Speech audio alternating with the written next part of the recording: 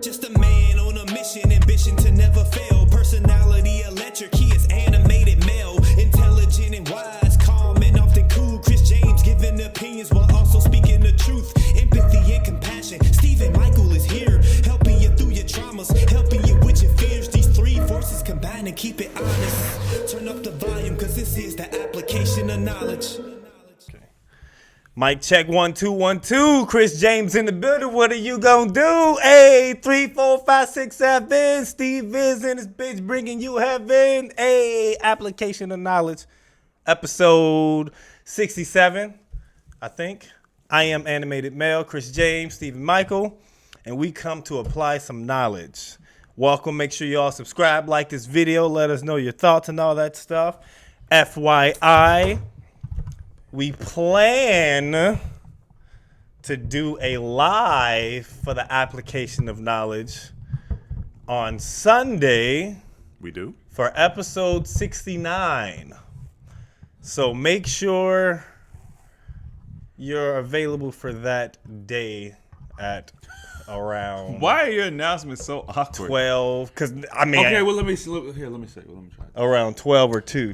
Hey, look, we y'all doing. No. Hold on, Mel. Around 12 or 2. I think we're going live. Hey, for the first time ever, you're gonna get the opportunity to interact with the AOK. I was gonna say AOK podcast crew coming up 2 Sundays from now. So that's May. Episode 69. Episode 69.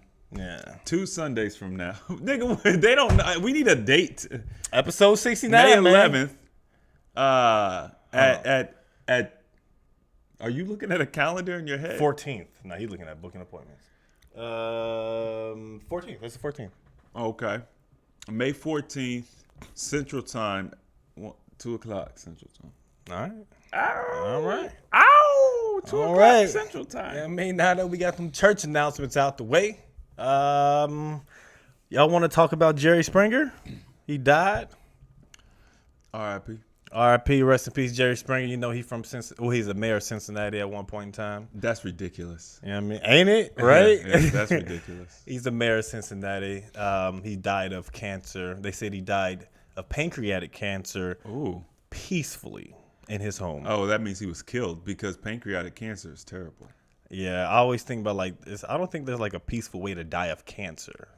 Well, I'm sure there's some cancers that will shut your organs down and you could die in your sleep, but pancreatic cancer is painful.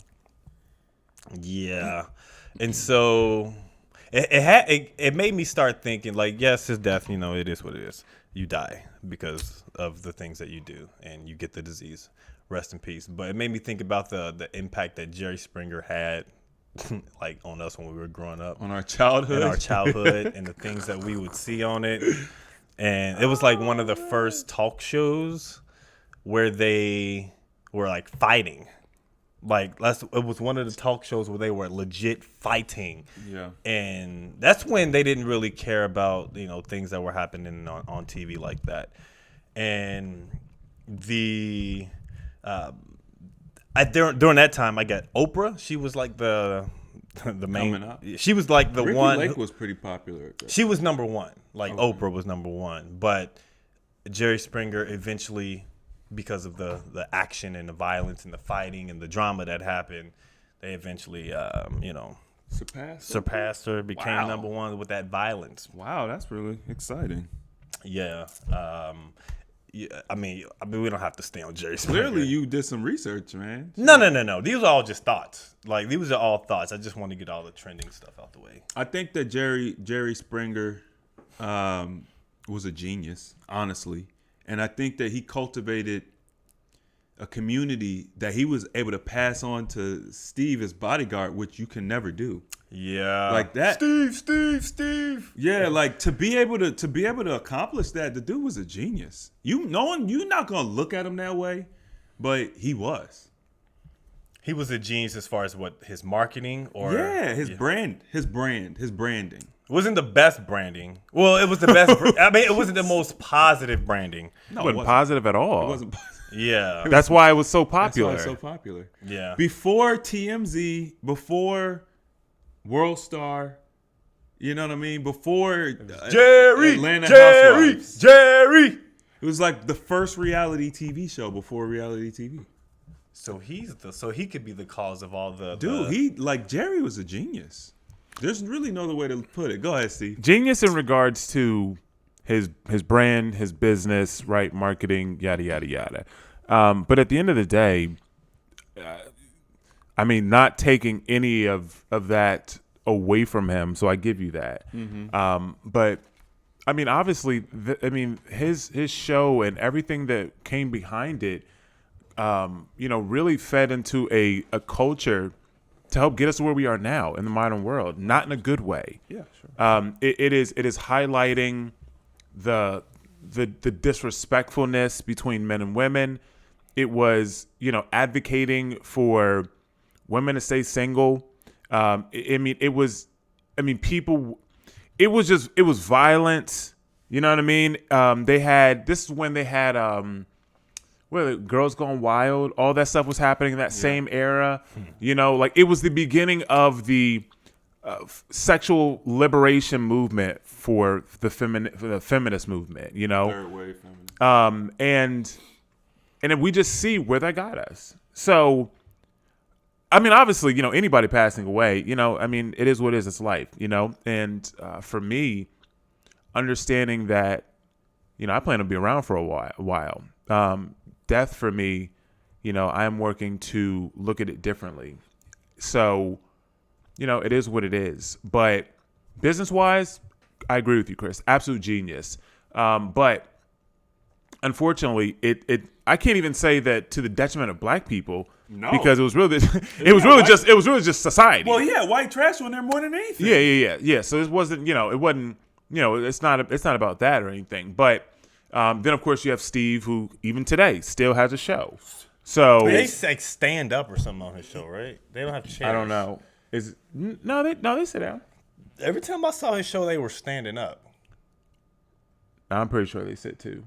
I mean, it's a normal show. No, I've seen him sitting. So y'all just be watching the show. Huh? I don't watch. I'll see it in show. passing. Y'all know whether they stand or sit. No, ain't no y'all. You know it's still going on. I did not say any of that. I just know that it's still on the air. If I see him on an interview, they'll do flashbacks of what's happening on his show, and there's typically people just standing up. He created a duplicatable system that he was able to pass on, and it was the blueprint, obviously, for what we have today. I mean, off that. I mean, look. I mean, you're right, Chris. Off that. I mean, you had Montel. You had what's the Maury. I mean, oh my God, they Maury all bit hard. Maury found a niche and just stuck with it. He took one element of Jerry's show and just just are you when it comes to 3-month-old Raheem DeAndre, you are not the father. I told you I wouldn't have motherfucking had it. Bruh, if you look at that, it's entertaining. Oh, it's entertaining, all right. but it is the most toxic, the most toxic thing ever, especially for men. I mean, just our families. Mm-hmm. Now, I'm not saying that no man should get stuck with that. That's not what I'm saying. I don't believe any man should get stuck with that. That's a conscious decision that you make if you want to take care of another man's child. That's a conscious decision. But this is also why I think that there should be mandatory paternity tests for children. And the only people that are against it are women, which to me just doesn't make sense. I mean, it makes sense. I know why. But. Yeah. Well, no, it doesn't. It doesn't make sense based on how they talk. Right. Oh no, because you go on these shows, and the woman that be like, "I'm 1,000% sure," be the one that had 2-3 right. dudes. They be all 1,000% sure. And the one sucky thing that I noticed about it is that they always boo the guy. Always. In any of those scenarios, they always boo the guy. They cheer the child. They cheer the woman. And they always paint the guy in this bad picture when in reality, the woman having sex with all these guys, that should not be cheered on or applauded or be like, hey, it's okay. I know you're just going through it. Well, men can do it. Why can't we? Because you have the consequence. You have those consequences. You're the one that has the child. And for men, I'm not saying that having a child is a consequence or a bad thing, but consequence traditionally is a negative thing, but it's just the reality of it. You know what I mean? And for men, we don't. We have our own things. So we have our own things that we have to do, which mean we have to step up in society. We have to be the breadwinners, right? If war breaks up, we got to go out and put our life on the line. You know what I'm saying? So, I mean, it's a game of balance, but it's unfortunate that that's not something that we can't just put into play. Like we do all these other. I mean, we definitely could. It wouldn't be hard because most people are going to hospitals. If they can trick people into thinking they have to mandatory vaccinate, they can put into place paternity tests. Yeah, I think that in general, it would be a smart thing. Well, not for the government. The government would lose a lot of money because you have to think. Right now, a woman can just put a dude's name on the birth certificate, and then that man, if he doesn't contest it, is now liable for that child support, right? Which is how they make money.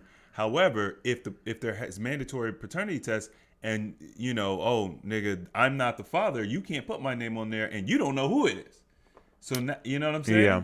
So. Yeah, it doesn't make sense for the government to really want to know, but at the same time, I mean, dude.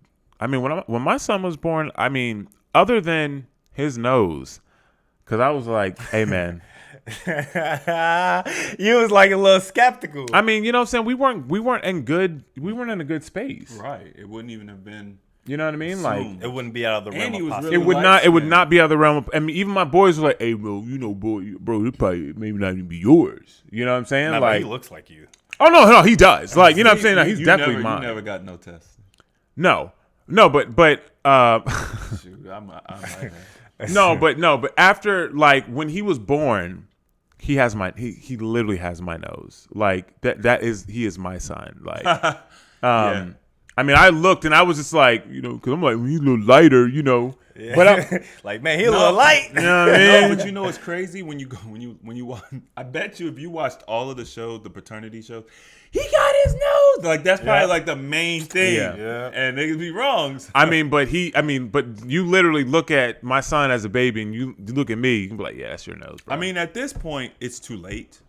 Oh yeah, I mean, there was no way. But at the time, if we were talking, I would have definitely advised you. I mean, here's the thing. Just knowing my situation, it just. You was gonna take care of it regardless. I mean, I don't know, man. I can't.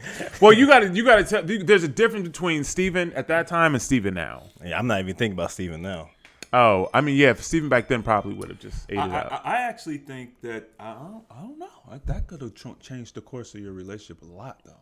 That could have been a wedge because you. Guys, I mean, where you were at the time, yeah, and then for that.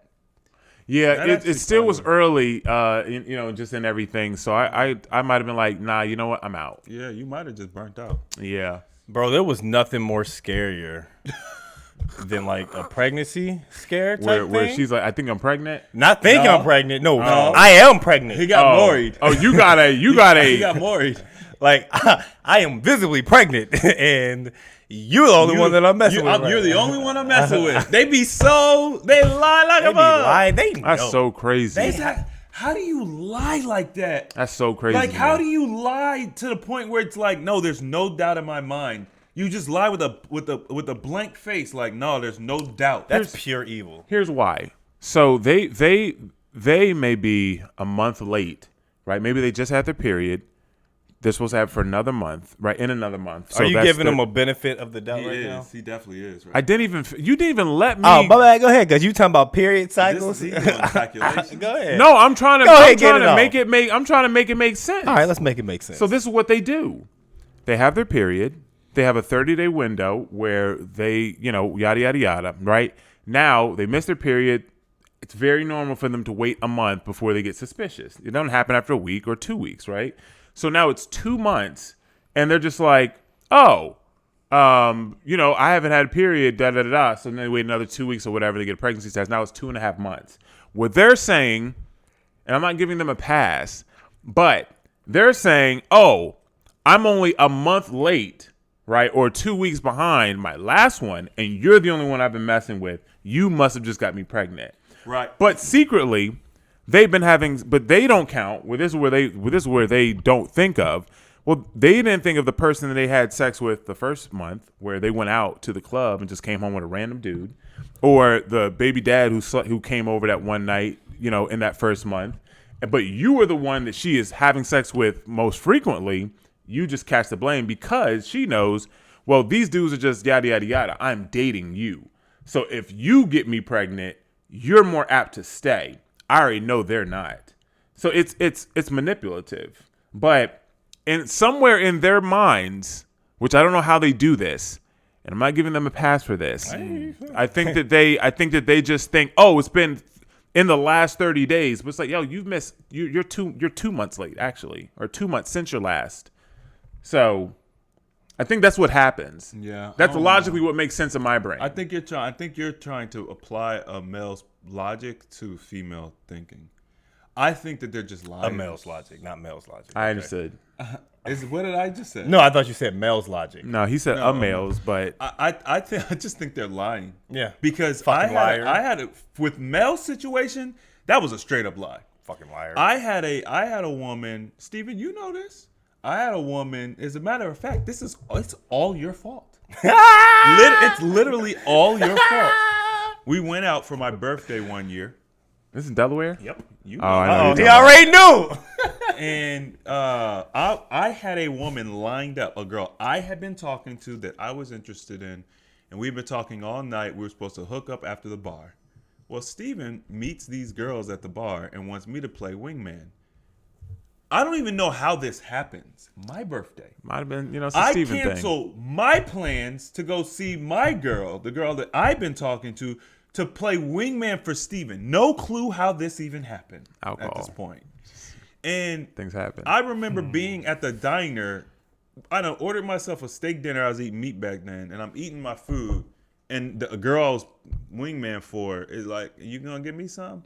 I said, "What am I gonna give you food for? I'm not getting anything out of this." She said, "You don't know what you're gonna get." I said, "Here's some."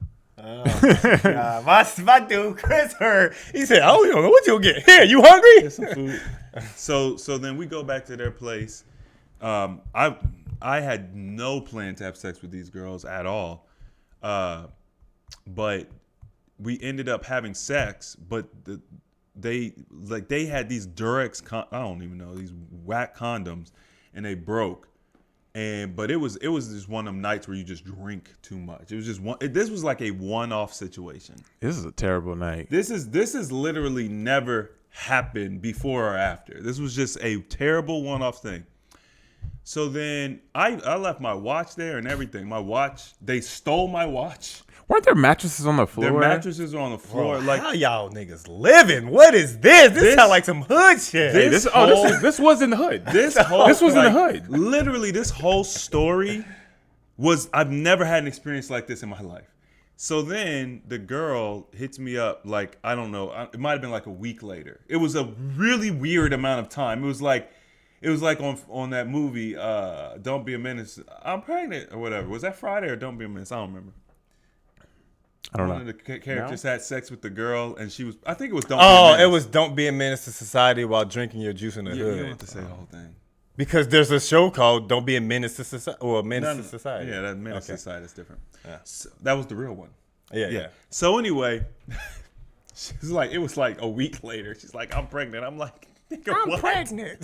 Like, nigga, what? So then I'm like, scap. I'm super scap. So I'm like, look, we need to set up an appointment, go to the doctor. Because at the time, you had already been through your situation. So I already knew how women were.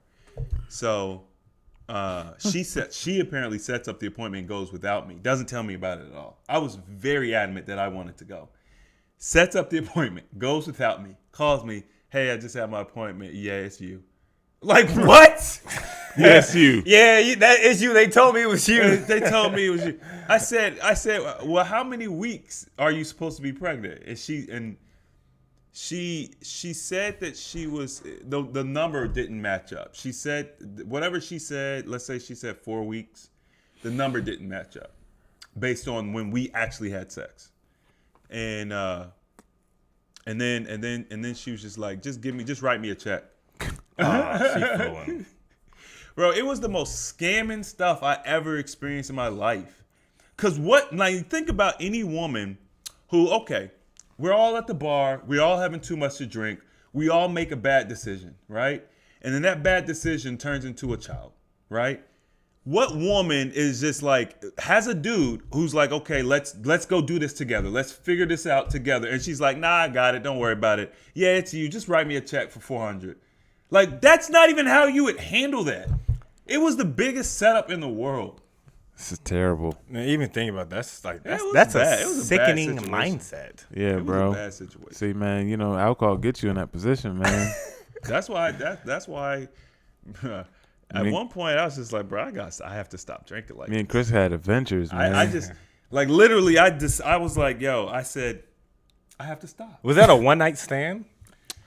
No, because I talked to her for weeks after it. Wait. But you didn't have sex with her again, though. Mm-mm. So, that would be considered a one night stand, wouldn't it? No.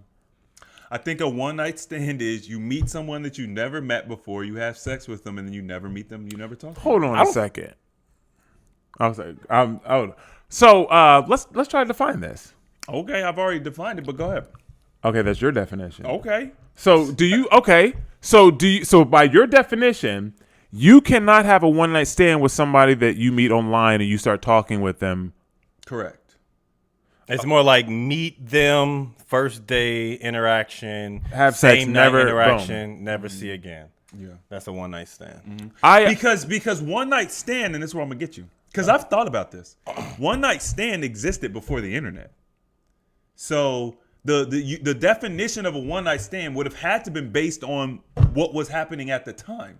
You don't think, as the times change, that the meaning of a one night stand should also evolve with that? It just automatically stays the same. You're allowed to because it's usually controlled by the social norm, what people within our society. So if people are commonly meeting on like Tinder or these dating websites, they That's have called hooking up. There's a different word. You don't take a term that is solidified and then just change the definition. That's the problem with the vaccines. They're changing. Why do you keep talking about vaccines? Because he's been posting all these reels on it. It's in his head. Okay. I'm gonna say we talking about sex. Right. Why you keep bringing up vaccines? I'm on that conspiracy. So theory. This nigga went to Google, I went to Urban Dictionary, which didn't exist when one night stand. That's But no- that doesn't- Go ahead. okay. Go ahead. I will.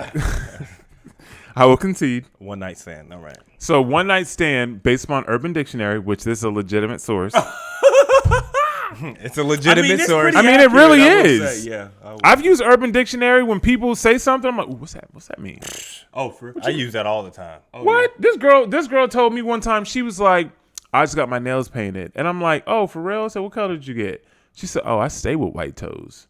And I was like, okay. And she was like, oh, you don't know about white toes? And I was just like, no. What's about what white toes mean?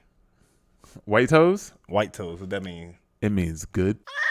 White toes mean good vagina? Yes. What? No, that's fact. That's not a fact. That's Oh. that's a fallacy. I mean, what? I mean, It came from Urban Dictionary. I mean, You no, just- it's not about whether it's fact or fiction. This is the urban myth. So if you got white toes, your pussy just automatically become magical. That is what I mean, Mal. There's a lot of mythical creatures out here. There's no. you do realize fact. you could paint your toes in white though. So if I paint my toes white, Yeah. What did you think white toes meant? white toes, like that's what I'm thinking, like white fingernail Paint them. polish. Yeah. So Yeah. Chris? What did you think? You said because you can paint them. How else would you get them white? I was confused. So Oh. I was No, I'm saying- confused as how that solidifies you as having good vagina. It just means it's a stereotype.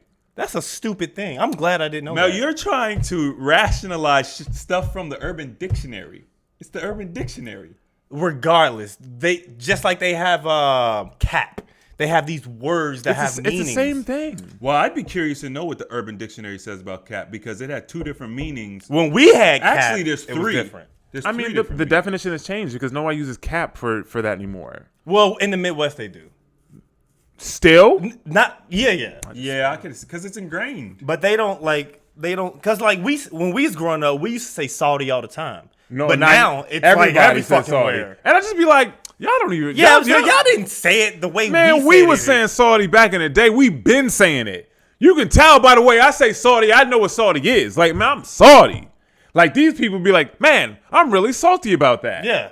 Like, I'm like, man, you sound all stupid, you man. sound like you just learned what Saudi meant. You sound stupid, man. Man, it's SALDY. I'm Saudi. Saudi. Man. Like, and the thing is, like, I know it's like something that we said when we were growing up, because my mom even just says it in conversation. Like, Yeah. man, I'm Saudi. Yeah. It was just, I just always remember it was, You was always Saudi? yeah. I mean, I was always Saudi. I wasn't always Saudi. I'm just saying, I just remember it always being there. Saudi and gravy. Gravy, yeah. So one night stand is hooking up with someone for one night of sex with no strings attached and hoping to never see them again.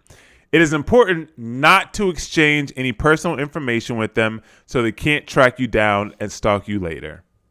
Damn. Yeah, I mean, I don't even think you have to hope to not see them again. mean, it's just what it is. I think that the part for me was that made it one night stand is that you don't exchange personal information. Yeah, you don't have a conversation before or after. So I guess How do you even engage in a one night stand? you meet him at the bar. Mel. You never had whoa. No. Mel has had you've had the first half of a one night stand. We'll say What that. do you mean? Well, I was really gonna say that I don't think I'm built for one night stands. Well, you had the first half of Wait. Have y'all had one night stands, right? I have. How many one night stands you been in? I've had a couple. You've More than been he a can few of remember. them. I've He's What was your drunk name? Esteban. my drunk name? Yeah, you know, I had Sesho. Steven had Chris had what was yours? It was Bob. He had Bob. I don't know if I had one. Esteban. You knew when Bob was out. Bob was oh my God. You niggas are so stupid. Bob was terrible. Dude, Bob was That out don't even here. make sense. Because he would just turn into a Bob. He's just My dude, Whoa. Bob was out here doing Bob. big make causing any sense. mayhem. It's like you know that insurance commercial? Be like, I am mayhem. Man. Nigga, that was Bob. Man, Bob had me and my man Tyler up in Philly trying to find him one time. That was the scariest moment probably of my life. I'm trying to find him. Yeah, you don't know about that? Man, we went out to a club one time and we were in Philly. And it was me, Tyler, Chris, it was some other people I think as well, but it was definitely us three. And we're in the club, you know what I'm saying? We have a good time, yada yada Well, yada. what it was, God, at least Steve, it was a going away party. This dude was going to the army. Oh, I don't know. I don't remember the reason behind it. That don't have nothing to do with the story. It does because we rented out a bar. We didn't rent a bar. Yes, we did. We were at a bar. We We rented. were at a club. Bro, wow. I mean, I was drunk too. Not when we got there. We got there. There was a huge party. There was food. We rented out the bar. I don't remember that. I So remember you being could there. get drinks. It was unlimited drinks, but they just limited how you can only have one at a time. Yeah, but okay, well, We were not paying for those drinks. there were individually. people that were at the bar that we didn't know. Yes. So what do you mean we rented the bar then? One of Tyler's army buddies was going away. Right. Okay. Once again, that really It doesn't matters. it really doesn't matter It with matters the story. because you're trying to make it the way you setting the story up. We go to this bar and then all this stuff happens, but the whole story started an hour before. It's not. That has nothing to do I'm with just how the saying story for ends. Okay. You're just trying to make it. You don't want yourself to look bad. No, it's because he knows where the story's going. of course I know the story. I was there. Oh, you know what, Steve? Tell your Go ahead, Because Steven. I don't know this story, so please. Oh no, you know the story. know this story. No, what he's trying to do is he's trying to say that it was just a Go- slow no. cooking Go night ahead. Go where ahead. things just got out of control. No. Tell your story. I'm curious. I mean, really, I'm giving the story from my point of Come view. on, let's hear it. Okay, so we go out and Go to this bar. it was am I telling the story? Uh-oh. I just wanted you to pick up where you left off. I Okay. didn't want you to include anything that I put in because None of it is relevant to my part of the story. All right, go ahead. Okay, fantastic. So we go out, and so me and my boy, we ended up meeting these girls. I met these girls, and we ended up we were leaving, and we were trying to find Chris. We were trying to get our group, and we couldn't find Chris. And then we're calling him. We're going around. We're running around the building. We're running around the club. We're in like Philly, trying to find him, and we can't. Right. In the meantime, I'm still texting these girls. They're like sorority girls or whatever. So they were in the city, and they had like a house or whatever. They lived together. So they're like, nah. They were like, Sorry. I don't know. no. They were like, this is like white girls. Oh, you know what I'm okay. saying? They weren't like white the. Oh, okay, I got you. You know what I'm saying? They just were like They didn't the have normal, soul. Yeah, Got you. They didn't have all them signs and stuff.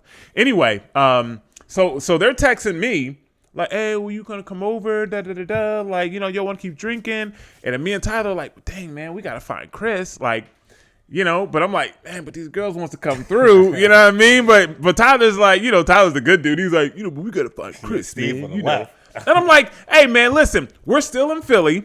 This is what we're going to do. They're up here in the area. Let's just go hang out with them. Let's just chill with them. Chris will pop up. Tyler's like, all right, let's do it. So we ended up going over there, right? Hoes over bros. Hey, man. Hey, we tried. We looked, right? Couldn't find them. Second story this night that Steve done got me in trouble. And I said, hey, man, we'll stay up here. And we'll just see what happens, yada, yada, yada. So I said, we got to work our way in, spend the night. So we ended up staying over. We're drinking all night, partying with them, yada, yada, yada. We wake up. I remember leaving. They walked us out the door. It was a good night. And then still nothing from Chris. And we're just like, bro, what is going on? So we go back up around the club. We drive around. Club is closed. We're at, there's no one to ask. And we ended up, we're like, we gotta go. Like, we've been up here for hours. We have no idea where he's at. So we ended up driving back to my house because my house was closer than Tyler's. And we go to my house. We're chilling, whatever. And we're worried. Like, we have no idea. No one's heard from him. Nothing. So finally, we get a phone call. I think it was collect. I think it was a collect call, and it's Chris. And we're just both like so relieved. Like, oh my God, where have you been at? What happened? Yada, yada, yada. Where are you? He's like, yeah, man, train station, Wilmington. I'm like, Wilmington? That's in Delaware. Bus station. Right? Or whatever. Bus station. Oh, I'm sorry. Let me be accurate. I mean, It doesn't matter. Those points don't matter. It matters. He's at a bus or train station, and we go to get him. Right? So we go pick him up, and he is filthy. Like, literally covered in mud and dirt. He had I'm pretty sure he had on some new J's or something. They were destroyed. I remember his shirt. He was like purple and like green striped shirt. Purple and white. Okay. And It was an academic shirt. Okay. That's great. Once again. But it was so dirty. And I'm just like, it scared, literally, I have never been this scared in my life. You know what I'm saying? Looking at him. And I'm like, what happened to you? And if he wants to tell you what happened, that's completely up to him. But come to find out, he somehow, Bob, placed Chris, because it wasn't Chris who did this. Bob did this. Placed Chris under a building where he was hiding from something. And he spent the night under a building in Philly. Just lost you lost your phone, lost keys, something, lost everything. And it was the scariest night after drinks ever. And I've had some scary nights after, but just knowing that he got lost, it was literally the most scariest thing. And me and Chris have been in a lot of situations together, especially surrounding alcohol. So is this story accurate? It's not that it wasn't accurate. It's just a lot of details missing. That's all. The details that I wanted to talk about, they don't matter.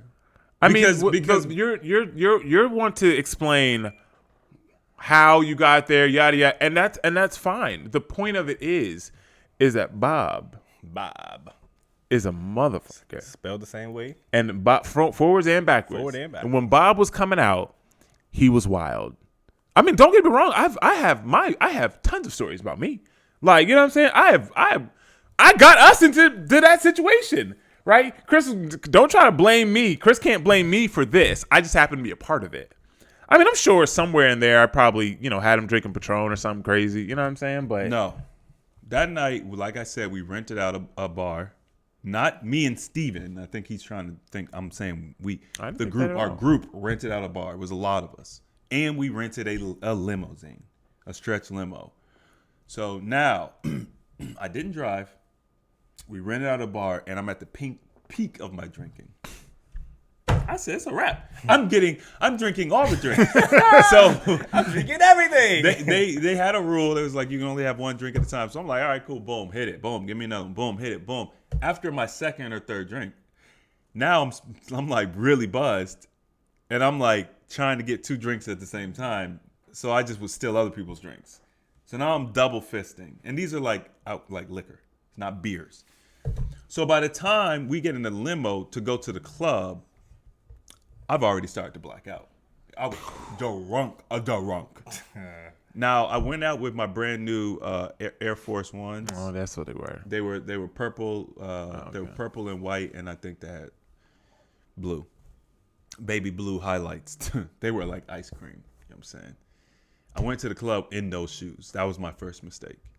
Well, what happened was this group of dudes bumps into me and steps on my shoes. And you already know what it is. The nigga moment. Yeah, you already know what it is. They just disrespected me. So I'm ready to fight. And the security guards, I think the security guards like saw it all happen because they were there instantly. And I guess I'm the aggressor because they stepped on my shoes and I said something about it. So I guess I'm the aggressor. Okay, so then I get kicked out. That was it. They just kicked me out. I checked my coat. My coat had my cell phone in it. And I don't remember what time it was or what time of the year it was, but I just remember it was cold outside because I had a coat. I brought a coat. So they kicked me out. They kept my coat and my cell phone. So, and I don't think my wallet was in there, but so I had no way to contact anybody. And the limousine had left to go to a different club because the group split up. So I'm on this. It's a warehouse street. It's like a warehouse street. I don't know where we were. There's it was clubs on this warehouse street. We were by the river. Yeah. So imagine, what I'm saying, those clubs down by the river in Cincinnati used to get shot up all the time. Club 7. Yeah. You know what I mean? It's literally a similar Dangerous area down there. So I'm just walking, trying to see if I can find a limo. But I had drank so much at that time. By that time, I didn't know what the fuck you were. it was a wrap. It was a wrap. Like Bob went into protection my mode. cognitive functions had declined so severely. Like I was never gonna find that limo. I didn't even know where to start. He may have walked right past it, didn't realize it was there. So at some point during this walk, I must have ran into some trouble. Because I wouldn't have just run underneath a house just for the heck of it. You know what I'm saying? I'm on a dark street, just walking in the middle, like, Man. In the middle of Philly. Was it West Philadelphia there? It was down on the river. So I go hide underneath this building, and I fell asleep under there. and I woke up. And how did you contact them? Who did you called my dad's payphone? house. Oh, yeah. Okay. Use a payphone. It probably was a collect call. Yeah, there's no other way you could. I just remember a call, and I'm like, who is this? Like, oh, maybe it's Chris. And no one night stands that night?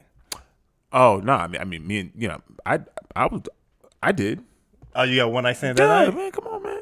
Oh, you said I'm the king. What you thought? You know No. I didn't say I was a king. You know what I mean? But I've listened more than you take. When I see, here's the thing. When I drank, it allowed me to open up that inner confidence that I was never able to like open up. I've always been a confident person. People are like, "Oh, you could talk. You have charisma, yada yada yada," and I do. You see it today, but I wasn't that person, or I couldn't unlock it or open it unless I was really drinking. You know what I'm saying? So, which is not a good thing. That's a bad thing. But then when I started drinking, it was just like I had, you can go too far. And usually I went too far. But yeah, I had 1 or 2 drinks in me and I opened up a little bit. I could talk. So I talked myself right into some buns. I've never had a one night stand. You had the first half. I mean, What is the first half? Well, when I met someone the first night, Okay. took her back to her crib. Okay. You know what I mean? All right. You feel me? Oh, I feel you. And then And then you were supposed to leave and I was supposed to be it. afterwards, Oh. I was like, hey, I mean, it was good. You fell in love. No, we fell in love. No, we Fell in love. But this is the same man that'll tell No, you. I'm just not someone that could sleep with someone and just be like, bye. This is the same man that'll tell you that he has to have a emotional But that was connection. old to Mel, sleep. though, right? No, same Mel. What? Oh, this is Mel. recent. No, It's the same Mel. this was over It's the same Mel. He always has been like 8 this. years ago.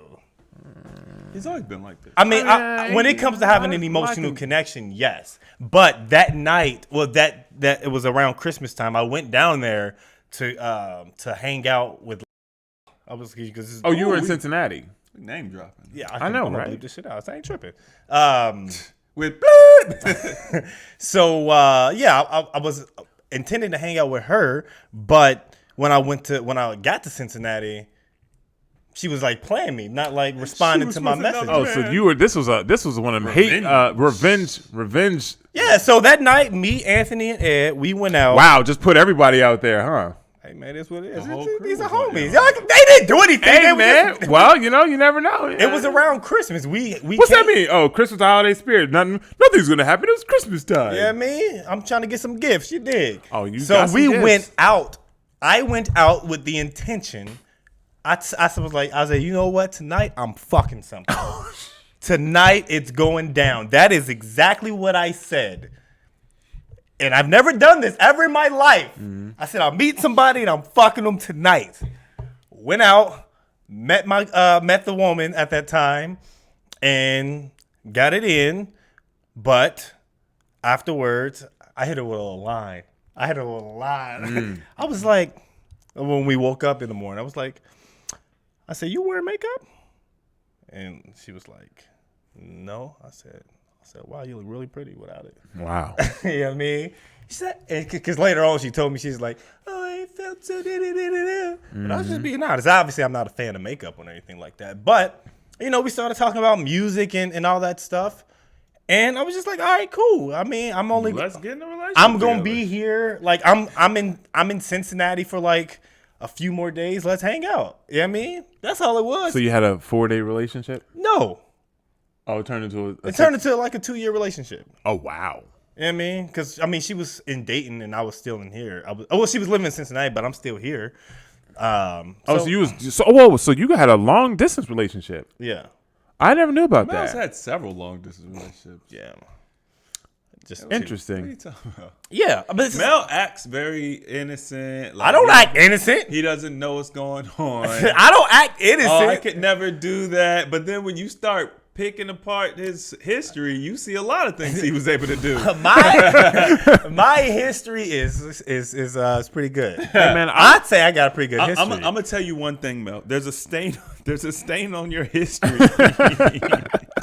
Hold on, what are we talking about? I'm just saying, like, your history is pretty good, but there is a stain on your history that rivals anything that I've ever done.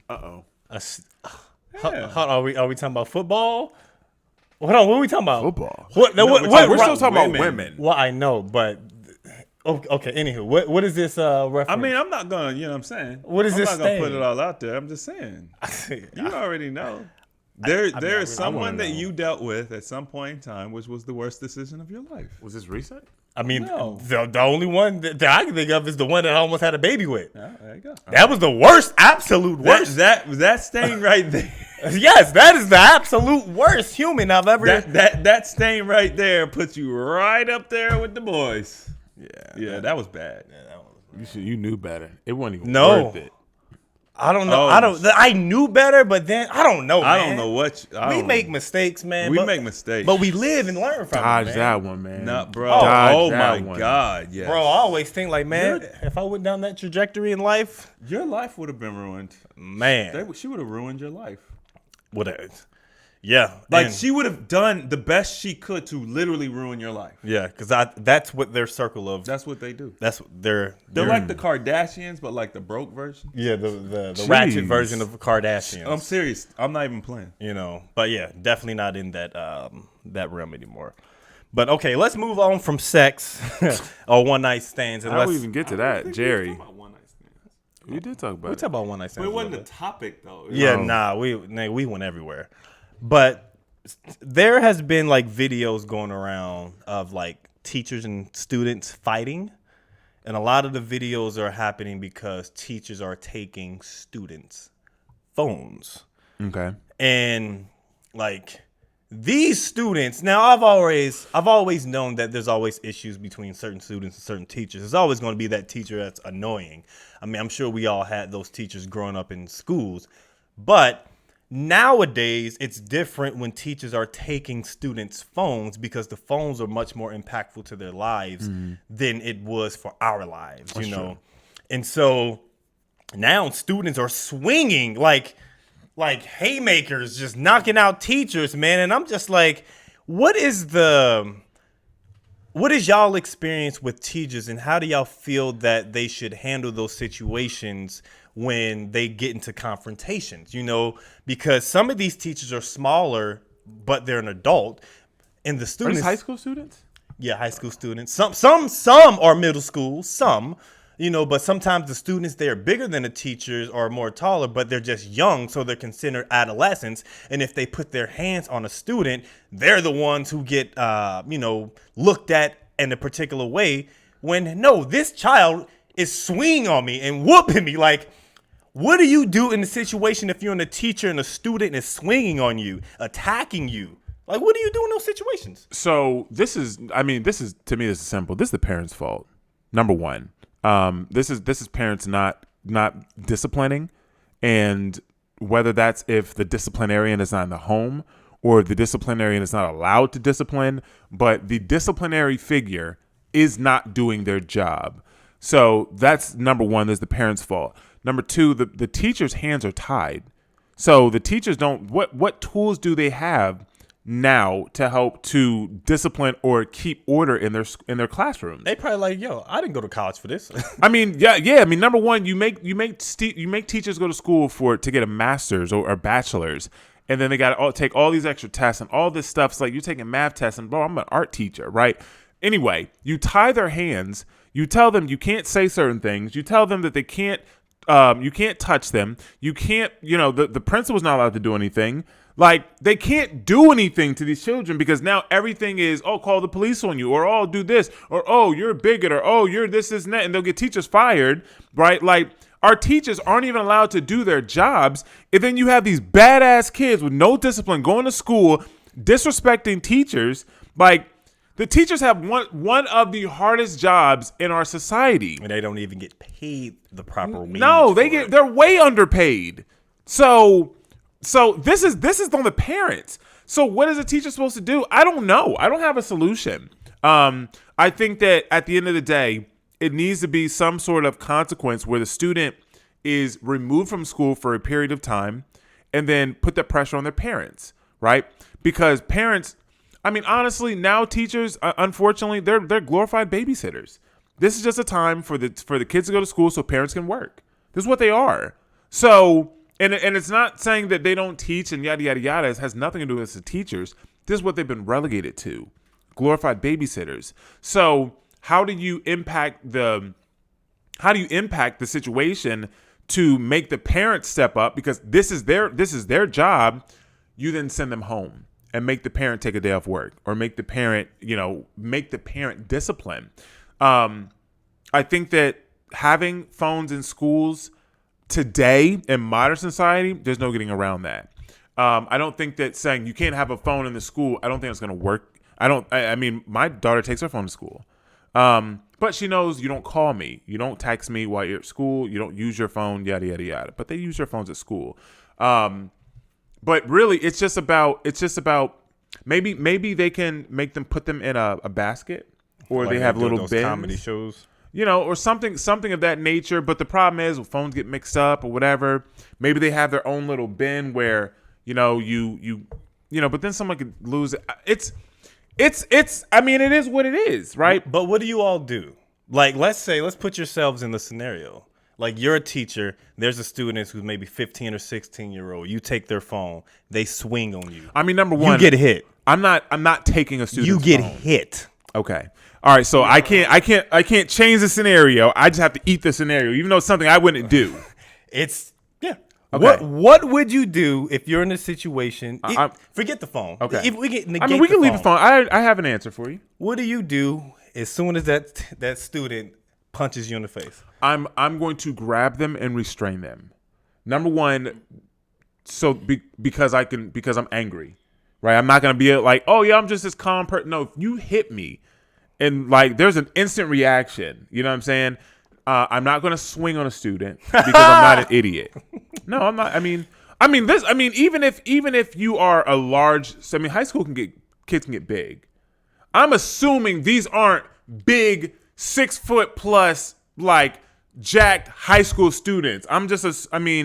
But I'm not going to hit a student. I'm going to grab them and restrain them. I'm going to squeeze them, and say I'm just restraining them. But yes, you're going to feel this as well. But yeah, I'm not going to just let you this is a tough situation. For me, FAFO. FAFO? Fuck around and find out. You swing on me, This student. is why you should never be a teacher. For students. You don't have the patience. Nah. Mel could be a sub though. Oh, I'll be an amazing. Oh, I think you could be an amazing. teacher. Well, they disrespect substitute teachers more. And exactly, I'm with it. Let's get it. So you're stupid. when substitutes came in, y'all probably went. Oh, when I was in school, in 5th grade, we had a substitute teacher. Her name's Mr. O'Connor. Miss Leanhart, she went out for her, like, she was pregnant, a maternity leave or whatever. Oh, man, I was a brat. Like, I was like, I slapped the taste out of your mouth. Wow. And the whole class was like, ooh. And he was like, what'd you say? I said, stop talking to me before I slap the taste out of your mouth. And he's quiet. I mean, I probably would have just laughed at you like, bro. Hey, but you got to think, well, my school was kind of in the hood. Oh, yeah, that's this right. teacher, Kinda. yeah, well, I mean, because I guess Bro, I'm kind of oblivious to the hood when you're in you- it. Yeah, because you thinking about the plaza because y'all was in the plaza. No, I'm not even thinking in Roseline. At Harmony. I was at Harmony. I'm thinking back when I was actually in 5th grade at Roseline Condon on like,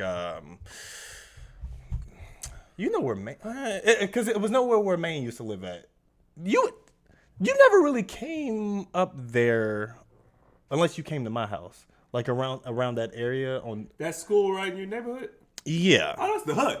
Nigga, Yeah. that was the hood. Oh, it's definitely. There was a liquor store. Yeah, we had a one stop.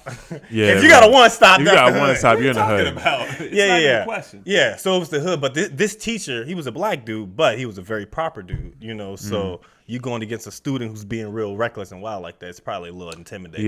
Yeah. But I mean, I wouldn't necessarily swing. I mean, I would hit the student back though. definitely would've. I would hit the student back. Like, I will defend myself. Okay. I'm not going to initiate anything, but if it's a girl, I won't attack. I mean, I would, just, hey, relax. But if a student hits me, You won't try to. Okay. I mean, I am going He's gonna to. keep it real with you. I am going Don't throw them to hands. devolve the situation as much as possible, but to say I won't hit the child back, I can't say I won't. I will hit the child back. So I've. And when I say child, not like, yo, he's like a. I mean, we're talking He's a damn we're near talking grown 15 man. 15 to 18. Yeah. In right. many cultures, that is a grown man. So I mean, my first initial thing would not be swing, it's grab. And I know that I would probably do kick. this because I've done this. I've done this in multiple occasions. I mean, I've had to grab people where I'm like, hey man, chill out. Give him a bear hug. You Hey, weight. this ain't what you want. You know know what I'm saying? That 400-pound bear hug. I mean, yeah, I can't put my business out there, but yeah, man. That's savage. I've had to right grab there. people. So me personally, I think that just let them be on their phone. What do I look like? Here's the problem. You teachers have to realize that they're in a lose-lose situation. What? Now, Chris about to speak some rational. Go ahead, man. Speak that. It's Look at that from a different lens. Go ahead, I man. don't understand. It's a lose-lose situation. You're in a corrupt system that is not designed to facilitate learning, higher learning, creativity, none of that stuff. It's literally designed to get the outcome you're getting. So you just need to know that. Why are you even a teacher? Because you're not able to teach. Like if you're a teacher for the love of teaching, then you should be homeschooling somebody's child, doing a co-op. There are so many different avenues, and there's a lot of parents that are looking for other options. There's so many ways you could do it. You could be a tutor. You could do things at the library with children. Like if you just want to teach children, there are so many better ways to do it than school. So if you're a teacher and you're dealing with that, use a different outlet. Or if you just look at it as a job, who cares? If they don't want to learn, who cares? What about the other ones that want to learn? Well, listen, this is not an environment for anyone to learn. So whether you want to learn or not, even if the students weren't disrupting the class, you're still not going to learn. Yeah. Oh, let's be all the way real. My classes were never disruptive, unless I was the one doing the disrupting. Were you disruptive? Sometimes. I was a class clown. But everybody laughed. It was fun. Everybody had fun. I was a class clown too. But you was also a hood nigga too. Everybody was a hood nigga. It wasn't like I was the outlier. Everyone was hood. I mean, the whole school was hood. But I didn't have disruptive classes. I didn't learn anything. But would you, if a student attacked you, what would you do? If he swung on I've you? already diffused this whole situation. Nah, son. You changed the scenario. I tried to change. No. He let you talk originally, and then he gave you the scenario. Okay, so now answer your question. So answer the question. What's the scenario? If the Oh, my student God. attacks you, you're in class, a student attacks you, 15 to 18-year-old, or 15 to 17-year-old. I'm probably gonna block it. I'm probably not about to just get hit. Well, you get hit. You get hit. See, look at this. He keeps trying to change You it. get hit. I'm just saying my reflexes are crazy. What if he My came from reflexes behind the same you? way. What if he came from behind you? Yeah, because, nigga, I got hit in an snuck accident. you. I was like, what the hell? If I get snuck and I get hit in the back of the head, I don't know who hit me. So guess what? I'm just swinging. You get hit, you're And aware. that's the story. No, it's Mel. You're doing too much. No. No, You Chris, get- you are doing you're- too no, much. wait, You're you're trying to navigate no. the situation and put you in a good light. So let me get this straight. Mel said he punches you in the face. That's what he said to me. No, he just said I got hit in the back. No, of the head. he said that. to me. No, I didn't say that. Chris said Y'all that. cannot keep your story. I said you get punched. You said I got didn't- snuck. I said you got snuck. I didn't say. If punch I you back say in you the get head. hit, he says, I got reflexes, so I would just do Right. it. He's up here trying to shift the. So if I get snuck in the back of the head, Nobody No, said that. You're not You getting get stuck. hit. You go to hey, give me your phone. No, you take the phone. They got the phone. You have the phone, and they swing on you. It connects. What do you do? did they knock me out or am I still? Oh my- You're conscious. I'm conscious. You're very conscious. What do you do? What is your next step? If it knocked you out, your next step would be to figure out where you're at. I'm just. Y'all are telling me all the moves. I only get to make one move. What do you do? What is your? You've already got hit. What is got your hit. reaction? What do you do? I'm probably gonna sleep him. To be honest. Wow. Hey, man. Y'all are savage. Yo! we grew up different than you, and also you. What do you mean? I grew up in the same environment. No, I just was very mild. I just ate it. You have to understand. I've been in a lot of fights. Oh, I know. So I'm just keeping it real. You're not gonna swing on me, and I'm just like, oh, like my reaction. I'm going all the way back to 13 years old when I used to get in fights every day. I'm just keeping it real. That's I was crazy. getting slapped. Like the thing is, like you have to keep your hands. Because to yourself. look, at the end of the day, I don't think that I don't think that would happen. You can say that, right? I don't think can that. say I don't. I mean, You I'm can just say saying. that. I know you. You can. And say I just that. think that your level of temperament. I don't think that you would instantly just go to swinging. I 100% believe him. No, a child. We're Well, not talking we're not about talking goo about goo gaga. children. We're talking We're about talking about teenagers. I understand that. So Yo. if you're talking, if a middle schooler, sixth grader or seventh grader swings and hits me, no. But if we're in high school, I'm sweet because that's a man. Yeah. And here's the thing, I'm not worried about no lawsuit. If the worst case, you'd lose your job. where I am in life, where I'm teaching these students, where a student will buck up and be willing to punch me, I'm probably not in the best neighborhood. I'm probably not where somebody has the money for a lawyer. Like I'm probably gonna be okay. But here's the problem: if you do not knock him out, you've lost your job anyway. Because if you're in that environment where the students feel comfortable doing that, you're a joke. You're a clown for the rest of the time they're there. So you're screwed either way. I would rather knock him out and then, deal with because here's what you got to look at it from a teacher though. Like this person went to school for 4 years, and plus. that's not a fair situation for the teacher. It's to be not in. like, and then they get blackballed. It's a lose-lose situation because you won't let me create alternate scenarios. They lose their license if they do hit the child, right? But and they can't teach anymore. Here's the thing, though. I fuck them up though. I don't think that's true. It depends. It depends on many different circumstances. You can go to a different state and get certified. As a citizen, you are allowed to defend yourself.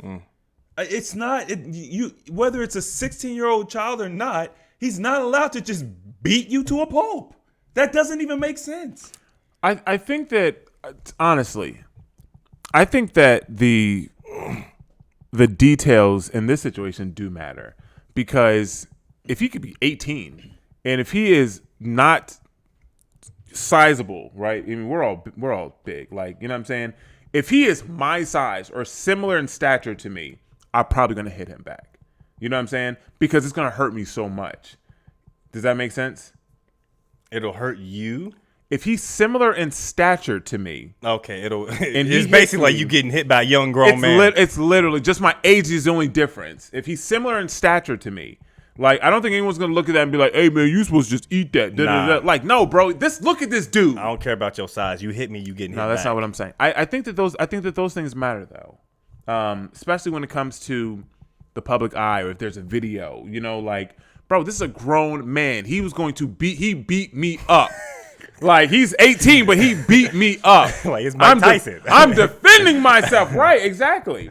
Now, if he's just older and he just is a little bit smaller or whatever, I mean, but I think those things matter. But you also have to account for instinct, because even if it's true, because a lot of times you're not expecting to get hit, and even if you get hit by, let's say, a toddler or a child, your natural reaction is to do something. Yeah.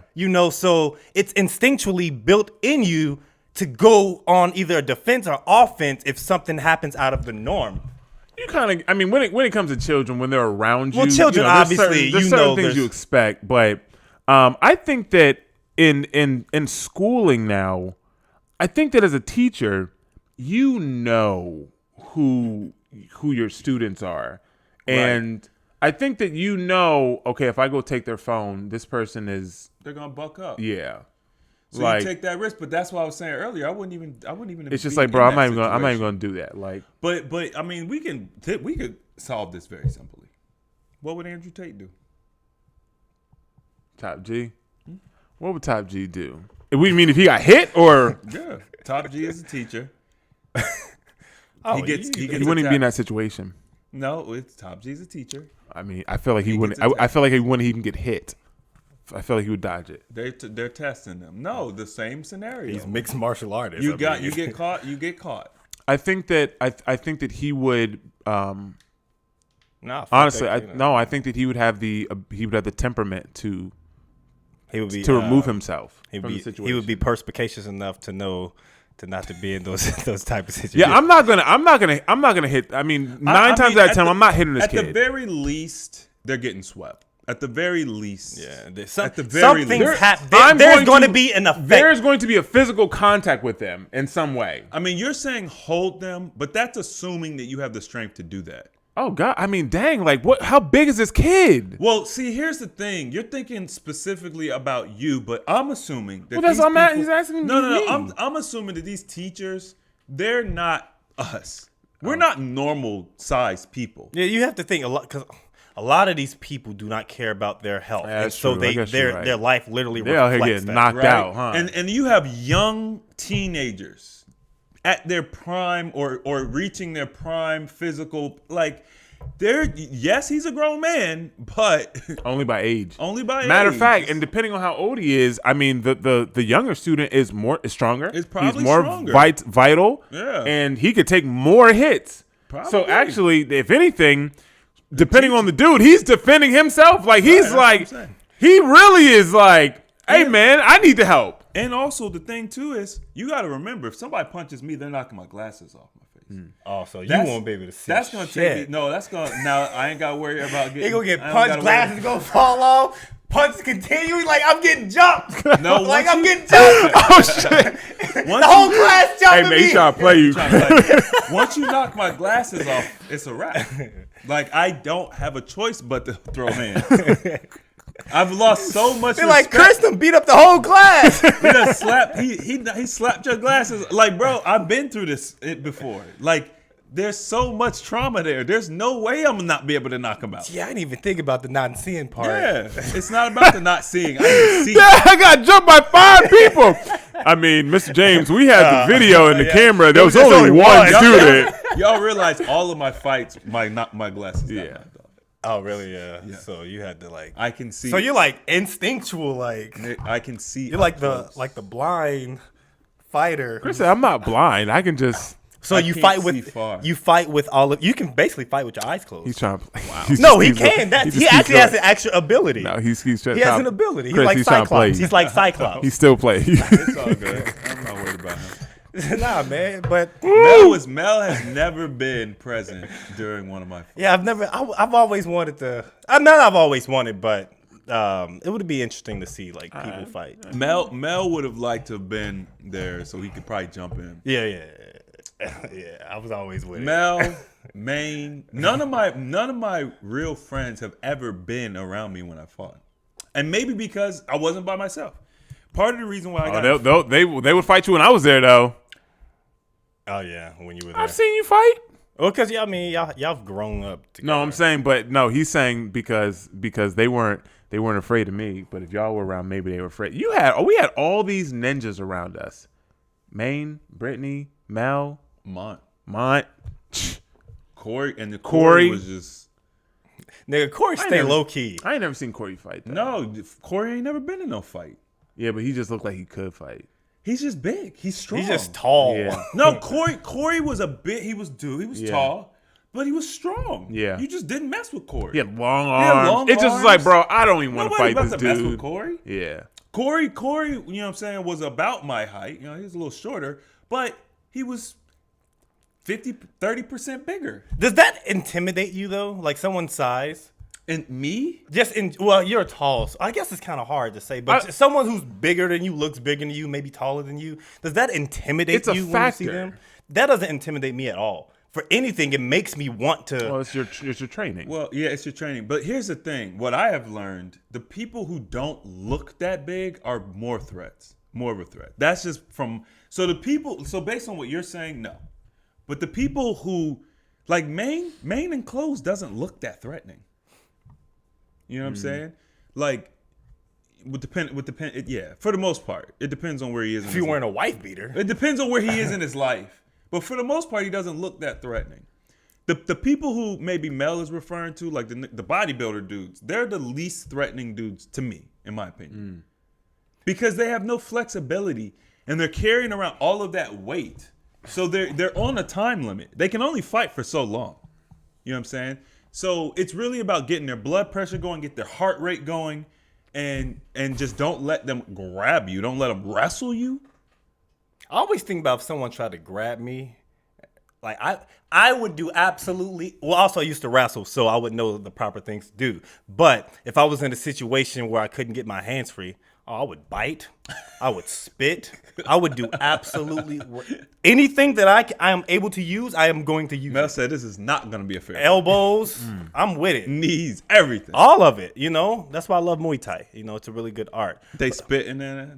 Well, they don't spit, but a street fight is different. You know, you got to do whatever. Like, there's no rules in a street fight. People have that honor, you know, but a street fight, survive. Oh, I know. They used to do some trifling stuff to me, man.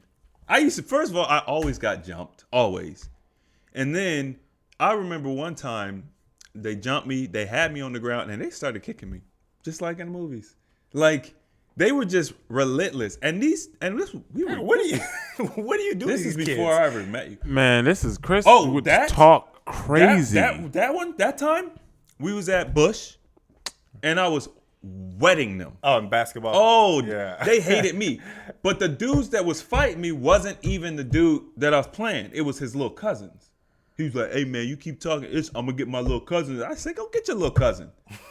I mean, his mouth. But he was didn't go so get his little cousin. reckless. Got his little cousin and his cousin's friend, and they jumped me. Like it was like 2 or 3 of them. I've never gotten jumped. I've been in situations where I've avoided that. I mean, but yeah, I've never gotten jumped.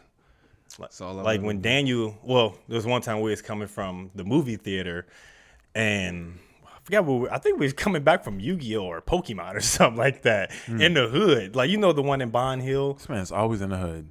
That's where I'm from. Where you want me to be? I didn't ask to be there. He was in Blue Ash. Man, I was in Blue Ash one time. And The Blue Ash is not the hood. But stayed in the hood. we were in Bond Hill. There was that theater on Redden Road, Bond Hill on the left-hand side. And we were coming from that movie theater. And then the bus was coming. 43 was coming. And there was a group of guys coming. And so we got on the bus. I got on the bus first. And I put my money in, walked to the back. And Daniel, he was supposed to be right behind me. But the dudes that was like walking while we were getting on the bus, they grabbed him like while he was getting on the bus, pulled him off, and started jumping him. And so I was walking towards the back, and then I turned around and I ran towards the front. And like the bus driver, he was like y'all know them? I was like, I don't know these motherfuckers. And so he basically pulled Daniel back on the bus and then like closed the door. Wow. And, because it was like 7 of them or whatever. And yeah, it was just literally just a random. Y'all jump. didn't know him? Nope. that's how it was back then. Literally Yeah. just random. That's how it was. You know what though? There was a lot of gangs in Cincinnati though. So I mean, There's a lot. There's gangs, but there's not like blood, crip. It's more like just neighborhood gangs. That wasn't. It was more neighborhoods. Well, If somebody Gangs. recognized you, if they knew that you lived in Evanston, and you was even if you was in Wanna Hills, Evanston and Wanna Hills, they're right next to each They're other. always beefing. Avondale and Bond Hill were always beefing. Right next to each other. Anytime you go to like a club, bro, you already know it's about to go down. You go to the Ritz, cats are fighting. Cats, man, that shit was so annoying. We used to man. go to the I used to go to the club to get it in. I mean, find some honey dips. Every Thursday we would go in the summer, get twerked on, all that stuff.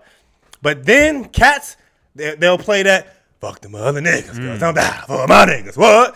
And then cats start jumping, and then cats just start swinging. I'm just like, bro. and then the DJ, he would take the song, he'll play like some country song or whatever to have everyone cool down. Hey, yo, I'm not playing no other song until y'all cool down. Be about 5 minutes, and then they'll play regular music, we'll be cool. And then they'll play some Lil Jon or some 3 6 Mafia. And then immediately, as soon as they play some, I bet you won't hit them off. Cats start swinging. Man, that just was so annoying. I remember times going out. You get, you stand in line 20 minutes. You pay to get in. You get patted down, right? Yeah. They got metal detectors. You get in. You get a drink, and then they start fighting and they close the club. Just like, bro, like. I mean, this happened in college. Like, we'd go out, they start fighting in the dances and stuff. Like, bro, it was so annoying. Is that? I'm gonna keep it real with you. It was a racket. Think about it. You own a club. Oh yeah, okay, I see. Most of the line is in now, because what you're talking about, that means you're probably the last of the majority of the line. Yeah, because we're coming in, We're coming 11, in late. 12 we was o'clock. already, you know what I'm saying? Coming in late. Yeah. So you've made most of your money. Everybody's paid. DJ's paid. Everybody's paid. Shut it down early. Save a little money. Go home early. Do what you're gonna do. Because the DJ can control it. Yeah. It's all dependent on the music he play. Mm-hmm. You know? So if they want to shut it down, I know that. So I know the DJ know that. Yeah, these were people that are like older. You know what I'm saying? So at the time we're 21, 22. You know what I'm saying? We don't know no better for real. But they do. Like, It's a racket, bro. It's smart. I've never been in a situation where I fought at the club, but I mean I started when I was young, like going to the club and just it would be teenagers. It would be teenagers. We would be on that road, on Reading Road, where Swift and Commons is, and we're back where that Popeyes. Is that Popeyes I know right exactly there? what you're talking about. We would be in that general area. Ritz was right There's a behind club there. back there. Yeah, it was Ritz, Club Ritz. Oh, okay. Ritz was right there, and there came actually. I think I ran into Quinn, Mar, and Maine after the club because they were just walking. And I saw them after the club or whatever. I think I saw you one time. I was with them. I was like, where y'all going? So we about to go to Norwood. I was like, okay, I'm coming with y'all. You know what I mean? But there would be times where I didn't know half the people that I was around. Like I know people just from face, but there would be people, like a group, maybe like 20 people that had beef with someone in this little club.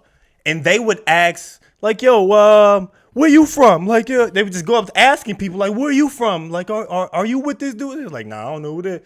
And he was like, nah, I think he lying. Yo, get his ass. Oh, wow. And this dude just started running. They grabbed him, jumped his ass. I was just like, I mean, I've always had a soft heart for people, but I was just like, damn, man, that's fucked up, man. Not fucked up enough for you to get in and help him. I don't know him. That wasn't my man's.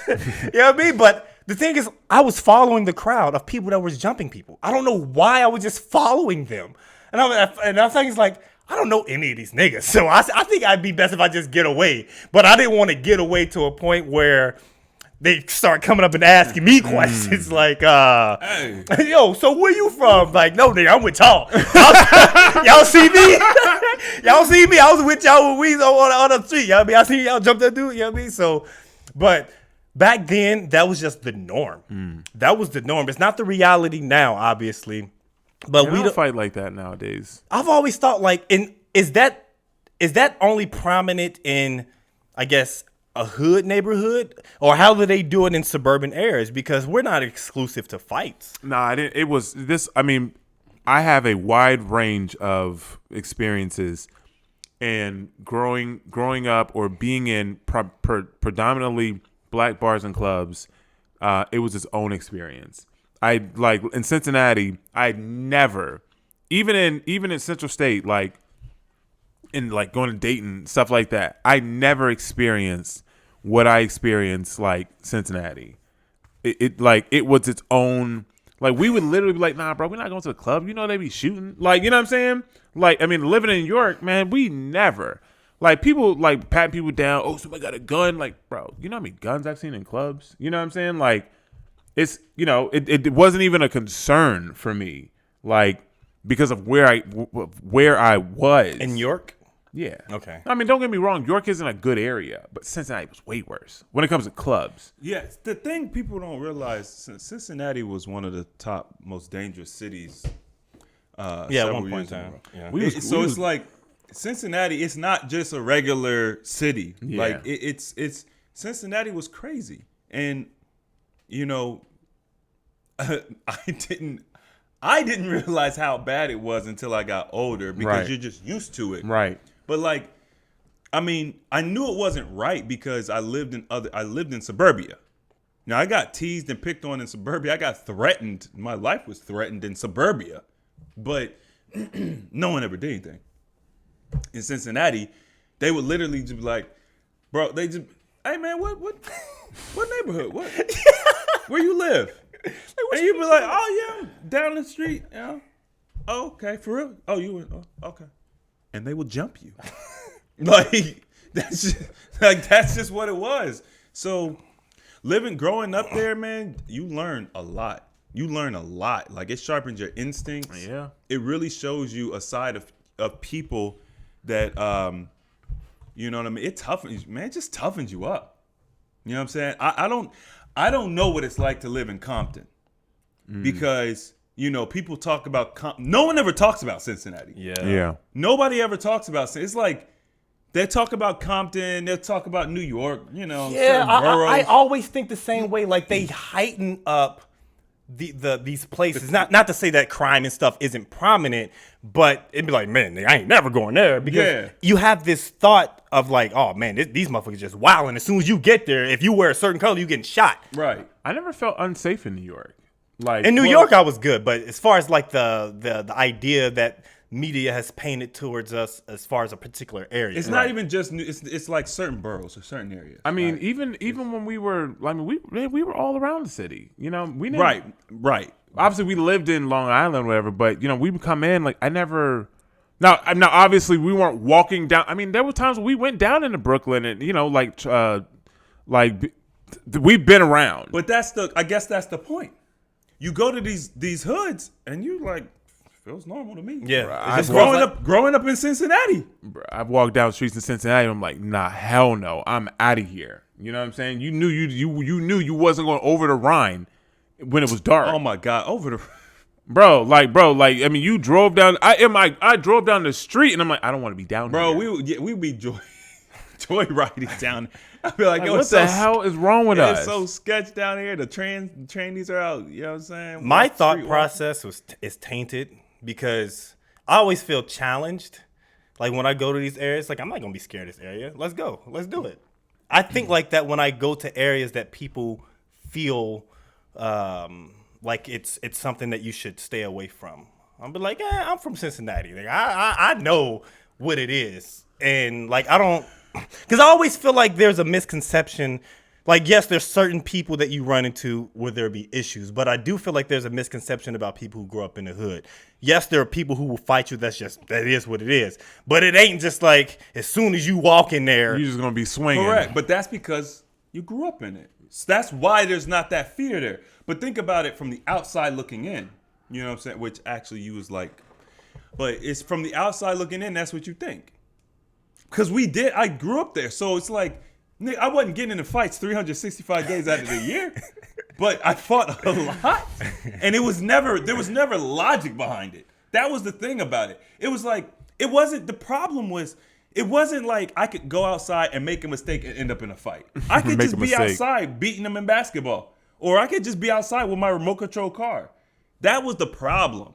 There was no logic. They just didn't like you. Did y'all ever have those fights where they will place like a branch or something on your shoulder? Like, oh, I bet you won't knock it off. Oh, I bet you won't knock it off. And then you knock it off, and they be like, oh, he want to fight you. Yeah, you see that? Me personally, I don't think I ever had that. I've seen it, but I don't think I had that. Yeah, they would like put a branch on your shoulder, have beef with somebody, knock it off, and if they knock it off, that means you with it. You know what I mean? Okay, Steven's giving me that energy. So, hey, make sure y'all subscribe to the channel. This was the most ratchet episode we've done. Yeah. It was a little ghetto. It was definitely a little ghetto. We talking about Maury, Jerry Springer, baby mamas, one night stands, fighting in the hood, cats shooting guns, and people get to see another side of us, man. Yeah. Hey, like we people see this health and all this positivity, and it's like, yeah, that's all there, but we have passed. Yeah. And we're regular people. Yeah. A little contrast. I'm not regular. We're not regular. But we're like, we're human. We're regular humans. But we're not regular people. We're extraordinary. You feel me? Yeah, we're perfect. Thank you. Make sure you subscribe, like this video, leave any comments. You got any questions, make sure you ask them, because if you don't, we won't know about them. And that's it. Chris James, Stephen Michael, Animated Male. Peace and love. Holla.